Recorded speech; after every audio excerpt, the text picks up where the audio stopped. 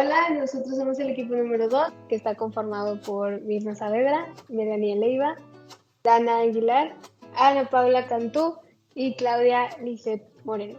Nosotros vamos a hablar acerca de las ciencias sociales esenciales para entender la vida en México. Ok, como introducción, en esta presentación se verán algunos precursores de las ciencias sociales y lo que aportaron cada uno. Otro tema que se tomará en cuenta será una breve introducción a la política, economía e historia del país, y en la política se especificarán algunos conceptos. Las ciencias sociales y sus precursores. Uno de ellos es Karl Marx, el filósofo, economista y sociólogo alemán, quien es considerado como uno de los precursores de las ciencias sociales. Él formuló su teoría más conocida, el materialismo histórico. Marx sostenía que la sociedad avanza a través de la lucha de clases, o sea, la sociedad depende de la economía. Por esto se dan las leyes, las ideologías y todo aquello relacionado con lo cultural. Fue un crítico del capitalismo, afirmando que este solo era de beneficio para los dueños de los medios de producción. Aquí están algunas de sus obras, como son la contribución a la política de la economía política, el manifiesto del Partido Comunista y el Capital. Otro también es Friedrich Engels. Él tuvo varios libros publicados como es La Sagrada Familia y La ideología alemana. Él se adhirió al socialismo. De Engels proceden los elementos fundacionales de la crítica a la economía política que posteriormente Marx desarrollaría. También contribuyó a transformar lo que había sido concebido como un método de análisis de la realidad a una doctrina científica. Al final, Engels se convirtió en un divulgador del pensamiento de Marx.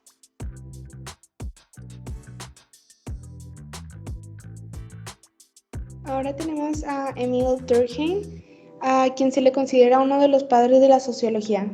Según Durkheim, el problema fundamental de la sociedad es la existencia de un desorden social y moral que requiere solucionarse mediante la conformación de un nuevo acuerdo general o consenso social. Definió los hechos sociales como los modos de actuar, pensar y sentir externos al individuo y que poseen un poder de coerción en virtud del cual se imponen a él. En algunas de sus obras sería El suicidio, de 1897, y Las reglas del método sociológico en 1895.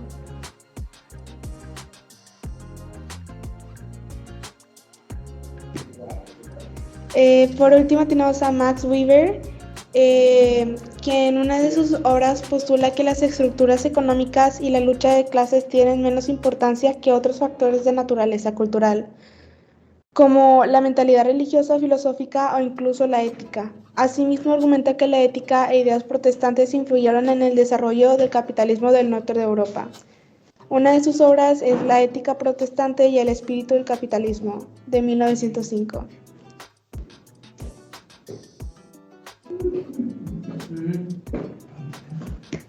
Siguiendo con política, economía e historia. Se puede saber que la historia, la economía, la sociología y la política llegaron a ser disciplinas universitarias en el siglo XIX. Se desarrollaron en las universidades de las principales potencias europeas y en primer lugar se ocuparon en describir la realidad social hacia dentro de estas naciones.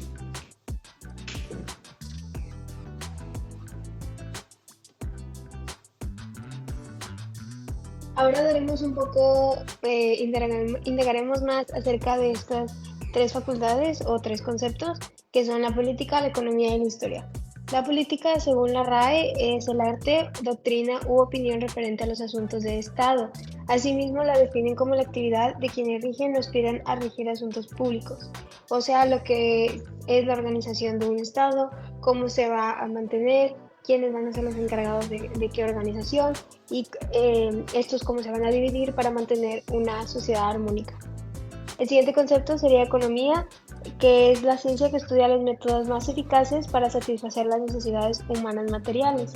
Esto es decir, mediante el empleo de bienes, cómo la sociedad se empieza a organizar, pero para producir bienes y tener los distintos procesos abiertos, por ejemplo, sería producir, después sería distribuir y consumir los recursos para que haya una buena organización en cuanto a las familias y toda la sociedad. La historia, que sería la ciencia que indaga en las fechas y en los acontecimientos, que averiguan y tratan de contestar por qué fueron realizadas las acciones humanas del pasado y con qué causa.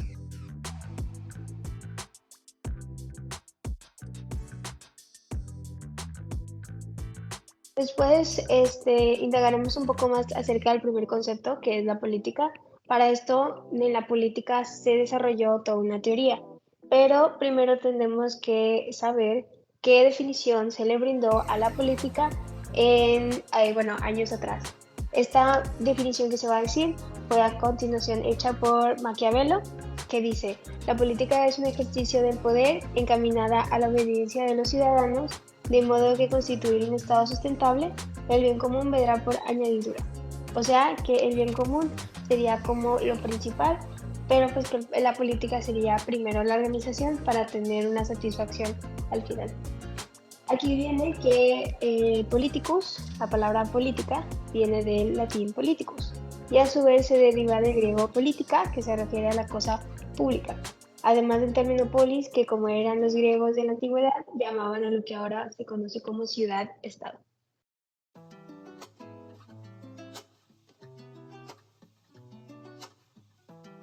Después tendremos a los primeros precursores que empiezan el desarrollo de la política, de la teoría política. Primero están claramente Aristóteles y Platón, los cuales entran en la categoría de griega clásica, Nicolás Maquiavelo y Juan Bodino, que empiezan en el Renacimiento, y Montesquieu, que empieza en la Ilustración.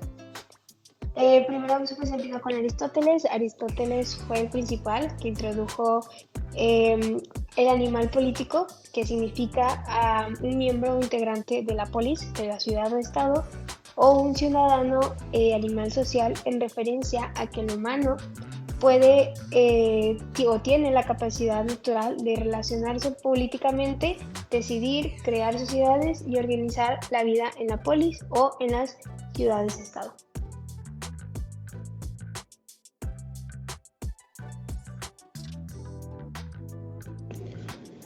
Ahora hablaremos de las entidades políticas. Un imperio es una organización política que es cuando los militares toman el poder y mediante este poder el Estado va expandiendo su territorio y los militares imponen una religión, una cultura y una lengua.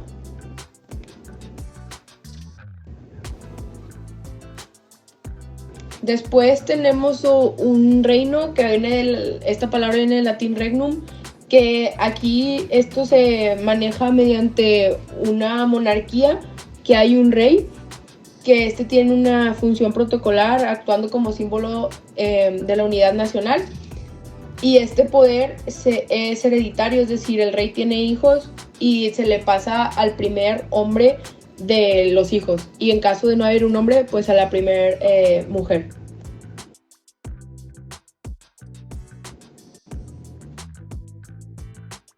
Después tenemos un Estado que Max Weber lo definió como un ente que se encarga del monopolio del uso legítimo de la fuerza física en un territorio dado entre una comunidad humana en particular. Esto se refiere a que hay un país o una nación y este país está dividido en diferentes estados y cada estado tiene un gobernador a cargo del estado para poder manejarlo correctamente.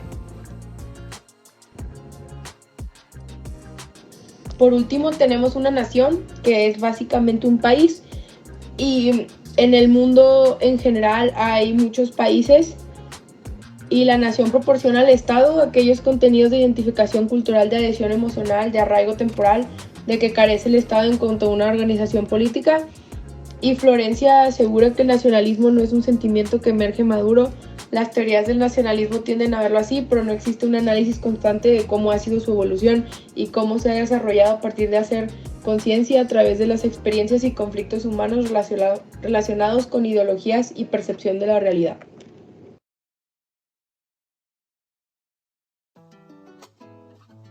Estas son nuestras referencias y aquí se acaba nuestra presentación. Muchas gracias.